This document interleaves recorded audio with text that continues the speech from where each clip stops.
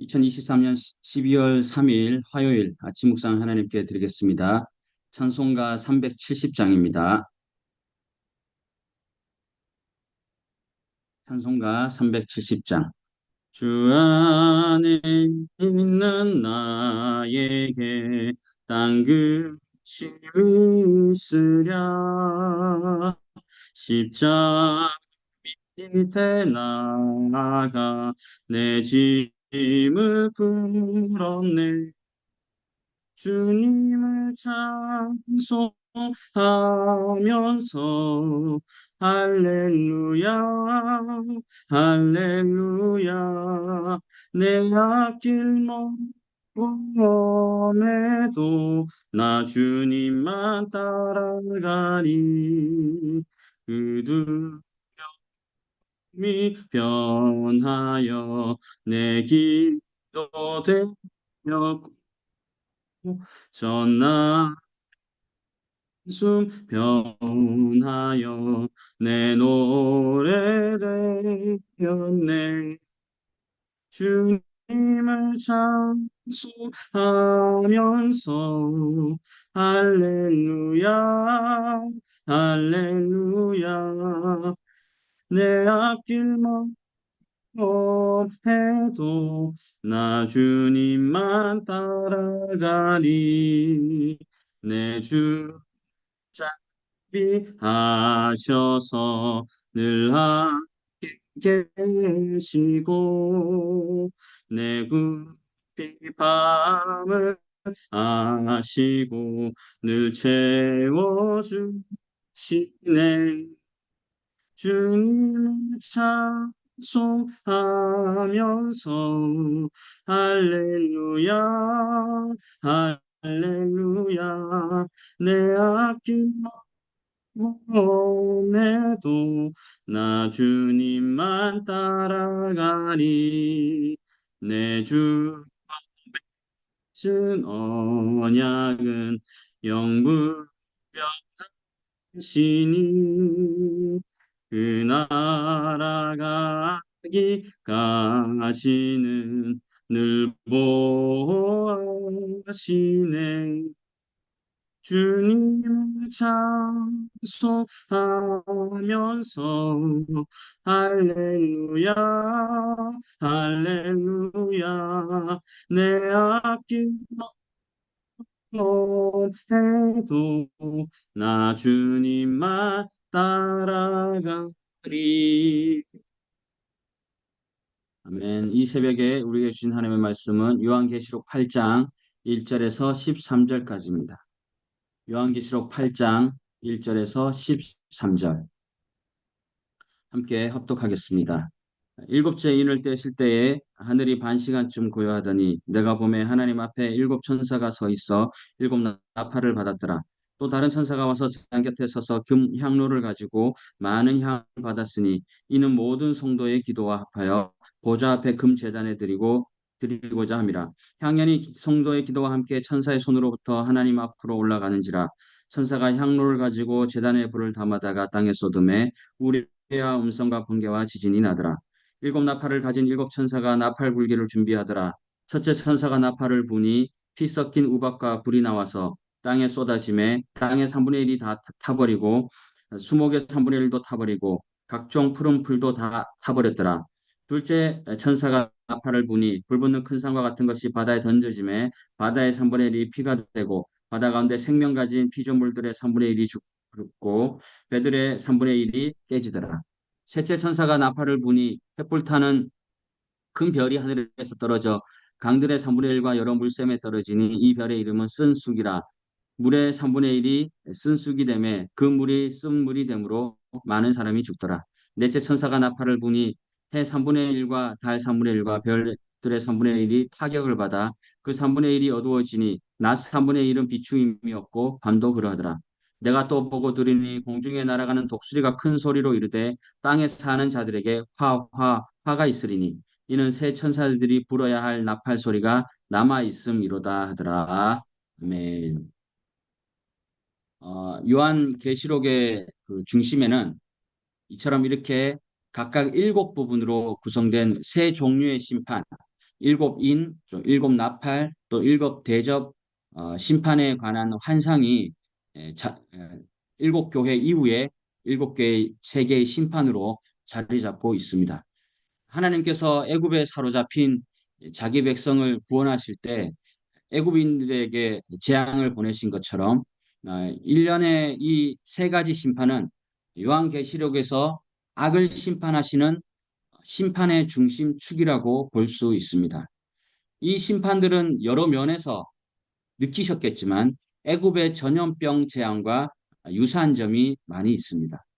이 모든 일이 이 땅에서 어떻게 일어나는지는 우리는 알 수 없지만 그럼에도 우리가 확신할 수 있는 것은 재앙 가운데서도 하나님은 끝까지 긍휼을 잊지 아니하시는 하나님의 은혜가 있다는 것입니다.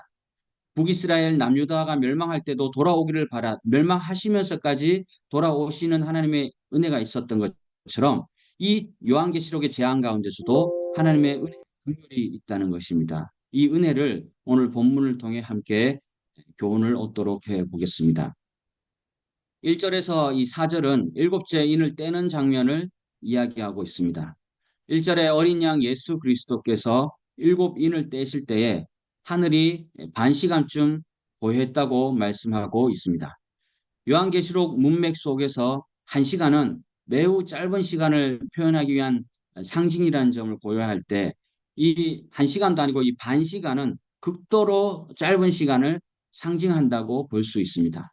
자, 하늘에 있는 모든 것이 숨을 죽이고 하나님께서 최종적으로 역사를 종결시킬 것을 예상하며 기다리고 있고 죄인들은 임박한 심판 때문에 침묵을 지키고 있는 상태를 고요함에 대한 묘사 그 한마디로 볼 수 있습니다. 어쩌면 아비규환과도 같은 엄청난 혼란과 동요가 이 세상에 가득한 바로 그때 마지막 일곱째 인이 열리자 또 하나의 심판이 시작된 것이 아니라 일곱째 심판이 시작되기 전에 반 시간쯤 하늘의 침묵이 시작된 것입니다. 그러나 이 고요함은 말 그대로 폭풍 전야의 고요함이에요. 더 큰 재앙을 상징하는 침묵이었습니다. 그러나 하나님은 이러한 침묵을 통하여서 죄인들이 죄를 깨닫고 돌아오기를 원하고 계셨습니다. 침묵 가운데서도 하나님께서는 여전히 우리의 고통 속 기도와 부르짖음을 듣고 계시는 것이 재앙 가운데서도 긍휼하신 하나님의 마음을 알 수 있습니다. 2절에 보면 약 반 시간가량 천상의 정적이 유지되는 가운데 요한이 경험한 환상을 언급하고 있습니다. 그것은 바로 하나님 앞에 시위한 일곱 천사가 일곱 나팔을 받아 서 있는 모습입니다. 그 일곱 천사들은 일곱 나팔을 불고 여러분, 구약에서부터 이 나팔은 백성을 소집하기도 했고, 지파의 진행을 알리기도 했고, 전쟁 시에는 경보의 역할을 담당했습니다. 유대인의 생활을 보면 최소 성전에서 매일 나팔을 21회나 불었고, 또 절기에는 48회나 불었습니다. 이처럼 이 묵시서, 유대 묵시 사상에서는 나팔은 종말론적인 마지막 때를 심판을 선포하는 도구로 이 모든 의미를 함축하는 것이 나팔의 역할인 것입니다. 3, 4절을 보시면 하늘의 침묵이 진행되는 동안 여전히 성도들의 기도는 하나님 앞에 올라가고 있어요. 그러니까 우리는 계속 기도해야 돼. 이 말 하면 됐다가 아니라 계속 기도해야 되는 겁니다. 성도들의 기도가 어디에 담아집니까? 3절 말씀을 보니까 금으로 만든 향로의 기도가 담깁니다. 지난주에 우리가 5장 8절에서인가요? 이렇게 같은 말씀을, 비슷한 말씀을 말씀했죠. 특별히 본문에서 기도는 기도가 이 향으로 비유되고 있어요.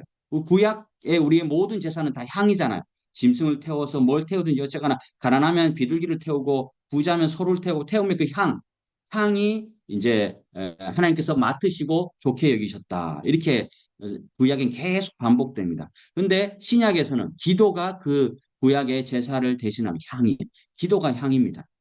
이 성도들의 기도가 하나님께 향기로 바쳐지고 있어요. 우리가 기도할 때 하나님이 듣지 않는다고 느껴질 수도 있습니다.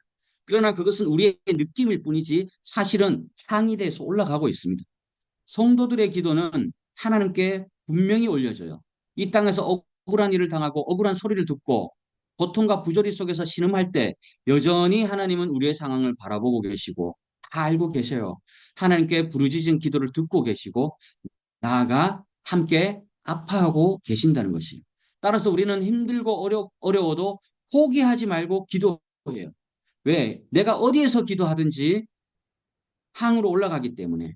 우리의 인생의 환란과 고통이 찾아올 때 사방으로 우겨쌈을 당한 것처럼 어디로 갈 수 없는 진퇴양난의 상황을 맞이해도 여전히 우리의 기도를 듣고 계신다는 사실을 우리는 잊지 말아야 한다는 것입니다. 하나님께 기도하는 것이 마치 콩나물에 물을 주는 것 같아 보일 때가 많이 들어요. 이렇게 되나? 듣고 계시나? 처음에 콩나물에 물을 주면 콩은 전혀 자라지 않아요. 아까 물만 빠져나가는 것 같아 보여요. 그러나 계속해서 물을 주면은 어느새 콩에서 싹이 나고 자라기 시작합니다. 아무런 의미가 없어 보이던 물붓기가 사실은 콩을 자라게 했던 것이에요. 이처럼 우리의 기도 역시 지금 당장은 아무런 효과 없어 보일 수 있는 것 같아요.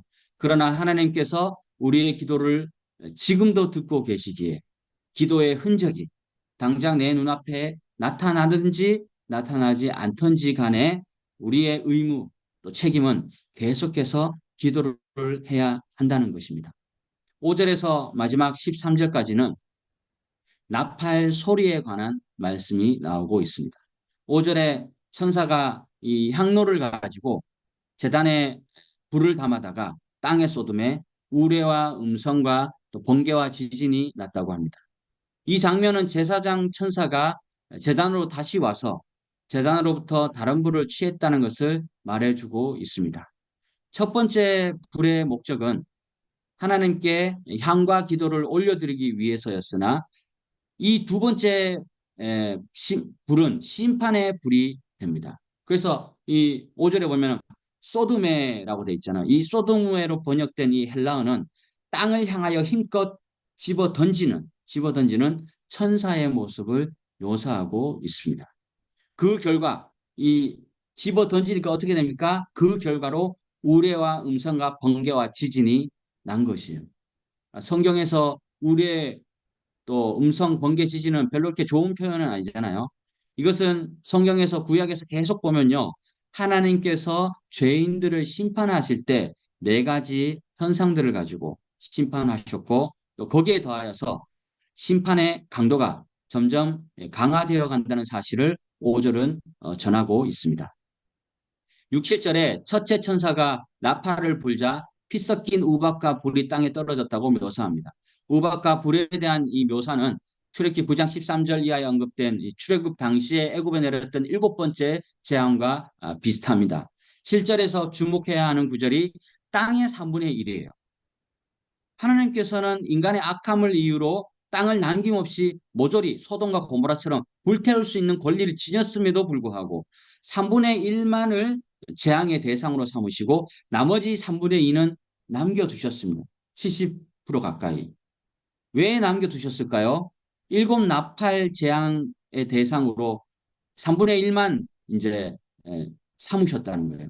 그러니까 하나님께서는 인간을 멸절하라는 의도라는 재앙보다는 인간의 회개를 이 심판을 보고 나머지 너희들은 돌아오라는 회개를 끝까지 촉구하는 거예요. 8, 9절에 둘째 천사가 나팔을 불자 불 붙는 큰 산과 같은 것이 바다에 던지는 일이 발생했다고 합니다.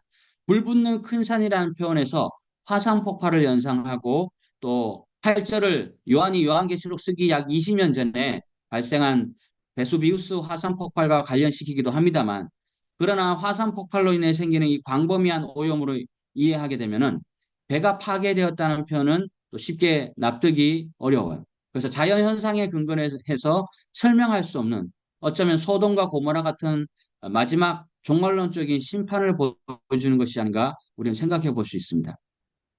10에서 11절에 보면 세 번째 재앙이 나옵니다. 이 세 번째 재앙은 하늘에서 육지의 강들로 떨어지는 불타는 별들로 이루어진데 이로 인해 강이 쓰게 되고 또 많은 사람을 죽게 된다고 묘사합니다. 깨끗한 수온이 오염되는 것은 물이 변하여 피가 된 애굽의 첫째 재앙을 떠오르게 해요. 이 별의 이름은 땅에 미치는 영향을 따라서 지어진 것으로 보이는데 그 별은 쑥이라고 불리는데 강한 쓴맛을 따라 지어졌다고 생각해 볼 수 있습니다.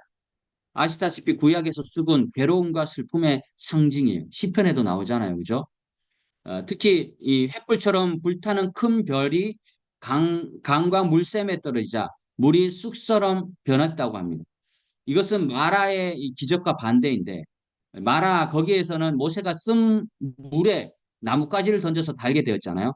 비록 쑥 자체는 독이 없지만은 그 쓴맛은 죽음을 나타내요.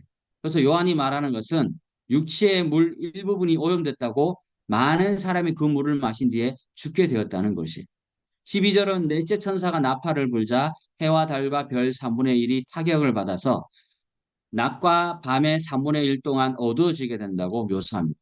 다른 재앙과 이렇게 병행시켜 볼 때, 2절은 첫 번째 부분은 마치 발광체의 3분의 1이 어두워져서 받을 수 있는 빛의 강도가 약해진 것처럼 보입니다. 그러나 마지막 9절은 낮과 밤의 3분의 1 동안 빛이 완전히 없어졌다고 합니다.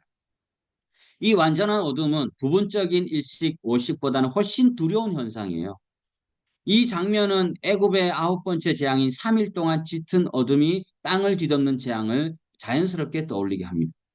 요한은 다시 한번 이 환상 속에서 어떤 일이 일어나는지를 보고 있다는 점을 계속해서 상기시켜 줍니다. 13절은 하나님이 인간들을 회개하게 하려고 보내신 자연에 내린 네 재앙과 뒤이어 등장하는 재앙들. 즉 사람들이 직접적으로 무적행의 힘에 굴복하게 만드는 악마 같은 재앙 사이에 연결고리를 하는 것이에요. 독수리의 모습은 힘과 날렵함, 그런 어떤 특성을 암시해 줍니다. 그런 점을 볼 때 삼중의 화를 화를 선언하고 있는 이 독수리는 땅에 거하는 자들에 대한 명렬한 심판이 드러나고 있어요. 또한 새 천사가 나머지 새 나팔을 보려고 준비하는 모습은 앞으로도 도래할 재앙이 앞서 묘사된 재앙보다 훨씬 더 독할 것이다라는 것을 암시해 줘요. 오늘 본문은 쉽게 상상할 수 없는 모습의 재앙이 펼쳐지는 환상을 나타내주고 있습니다. 세상에는 정말 어떤 의미에서는 절망과 고통이 가득합니다.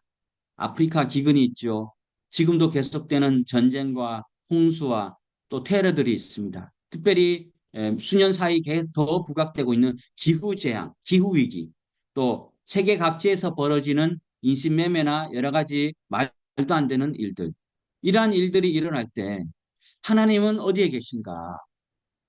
유대인들이 아슈비츠 거기에서 막 교수형 당하거나 죽어갈 때 하나님은 어디 계신가? 이것이 화두의 그 시대 당대 질문이었잖아요. 주제였고. 가수 한영애 씨의 조유일이라는 노래가 있어요. 그래서 MBC 나는 가수다. 나 가수 이 프로그램에서 JK 김동욱 씨가 편곡해서 부르기도 했는데요. 그 한 대목입니다.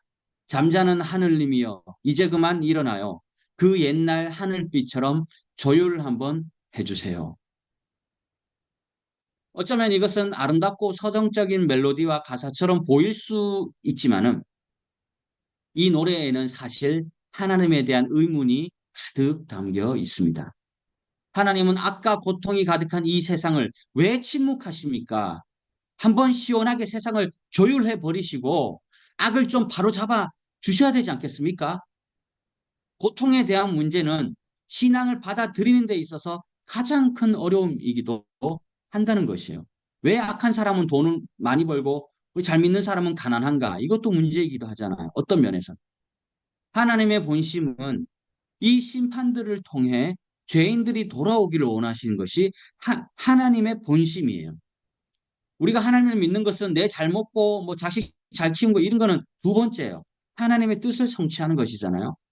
하나님의 심판 그 자체는 두려운 것이에요. 그러나 그 심판의 의미가 무엇인지 알 때 우리는 여전히 하나님의 한없는 사랑과 은혜를 깨닫게 되는 것이에요. 아, 이렇게 하시기로 하나님께서 나에게 이런 것을 주셨구나. 이런 고난을 주셨구나. 이렇게 처하게 하시는구나. 더 하나님을 바라보게 하려고. 부모가 회초리를 들수록 자녀가 어긋나지 않는 법이에요. 오냐오냐 키워보세요. 나중에는 커서도 부모한테 막 대합니다.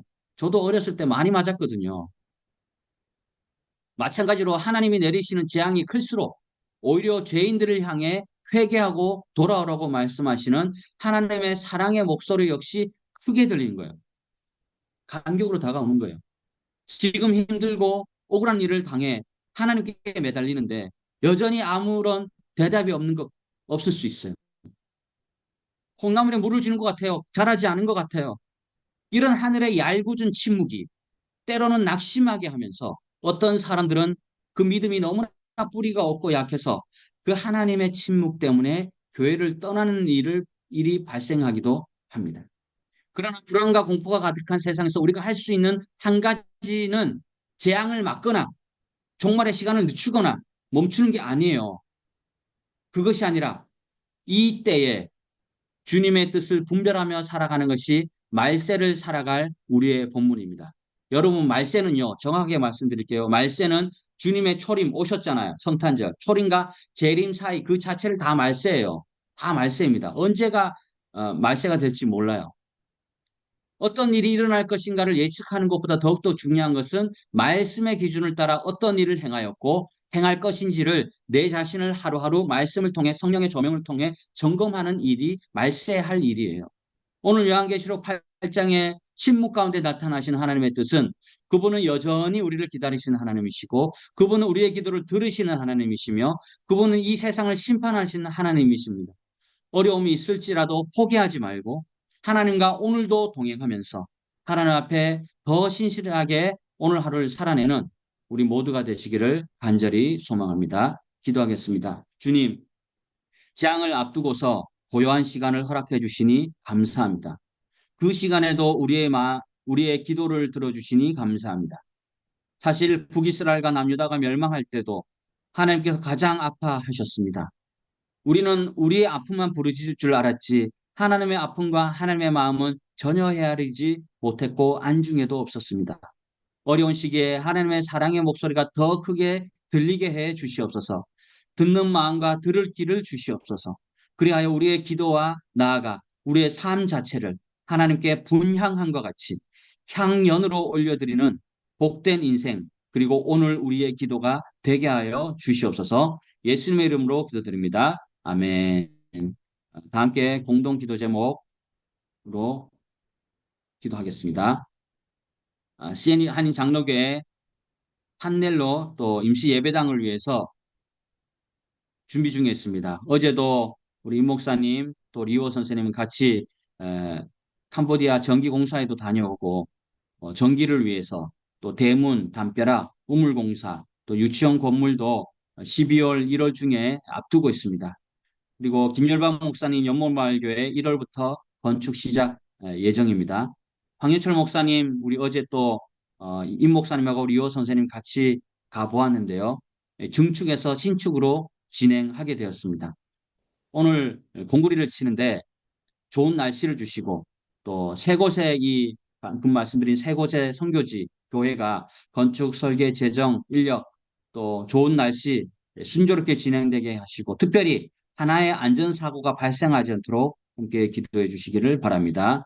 또 임창무 정유현 선교사님 안식 5월 준비하여서 심가 2기 사역을 계획하는 시간이 되도록 사빈 선생님 신학교 학업 가운데 성령 충만함을 다해 주시고 리오 박연 선생님 또 건강 또 임신 또 혼인신고와 진로 이 모든 것이 하나님의 선하신 뜻대로 주님께서 창창 대로를 열어주시도록 또 싱글 선교사님들의 믿음의 가정과 또 사역에 위해 준비하는 모든 선교사님들의 인도하심을 위하여서 망고숲센터 세례교육 4명의 세례교육 은혜 가운데 진행되고 특별히 또 이덕희 김강훈 목사님을 비롯해서 건강을 위해 기도하고 있습니다. 또 모든 선교사님들의 건강, 또 가정, 자녀, 학업, 또 사역지가 아름답게 세워지고 건강하고 바른 선교를 감당하도록 또 하나님의 공급하심으로 매달 선교 헌금이 부착함이 없이 채워지시도록 함께 합심하여 기도하고 제가 마무리하겠습니다.